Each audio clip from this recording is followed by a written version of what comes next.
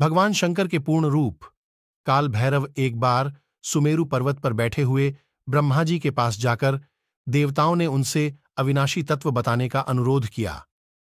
शिवजी की माया से मोहित ब्रह्मा जी उस तत्व को न जानते हुए भी इस प्रकार कहने लगे, मैं ही इस संसार को उत्पन्न करने वाला स्वयंभू, अजन्मा, एकमात्र ईश्वर, अनादि भक्ति, ब्रह्म घोर निरंजन आत्मा हूं।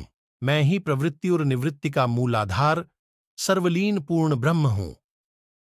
ब्रह्मा जी ऐसा कि पर मुनिमंडली में विद्यमान विष्णु जी ने उन्हें समझाते हुए कहा कि मेरी आज्ञा से तो तुम सृष्टि के रचयिता बने हो, मेरा अनादर करके तुम अपने प्रभुत्व की बात कैसे कर रहे हो।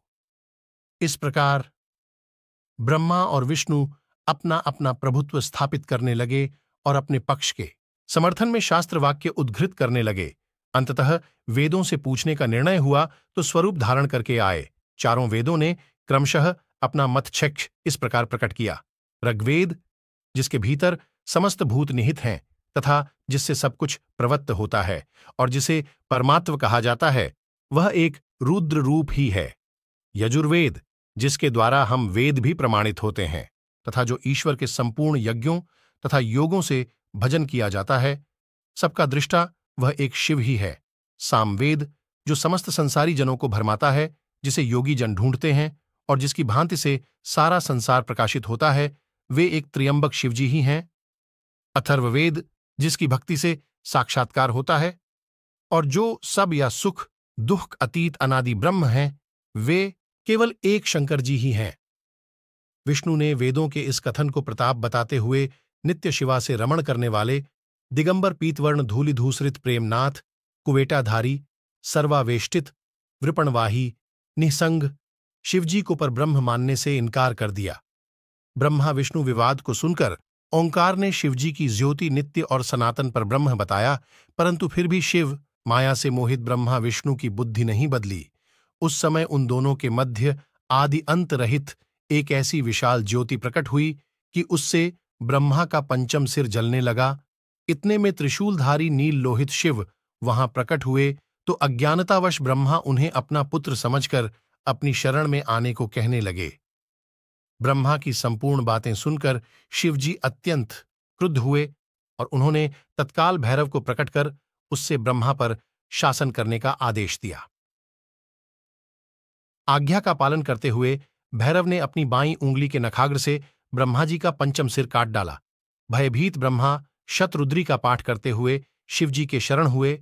ब्रह्मा और विष्णु दोनों को सत्य की प्रतीति हो गई और वे दोनों शिवजी की महिमा का गान करने लगे। ये देखकर शिवजी शांत हुए और उन दोनों को अभय दान दिया।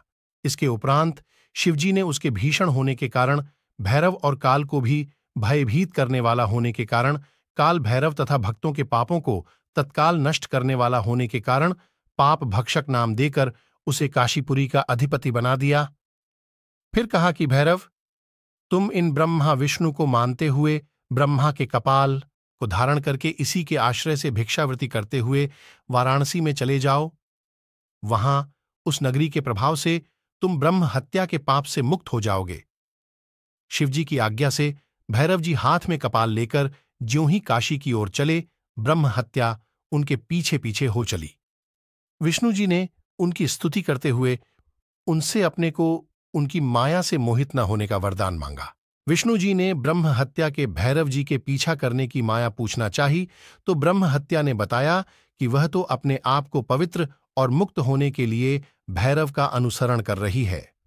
भैरव जी ज्यों ही काशी पहुंचे त्यों ही उनके हाथ से चिमटा और कपाल छूटकर पृथ्वी पर गिर गया और तब से उस स्थान का नाम कपाल मोचन तीर्थ पड़ गया। सक्तम, इस तीर्थ में जाकर सविधि पिंडदान और देव पितृ तर्पण करने से मनुष्य ब्रह्म हत्या के पाप से निवृत्त हो जाता है।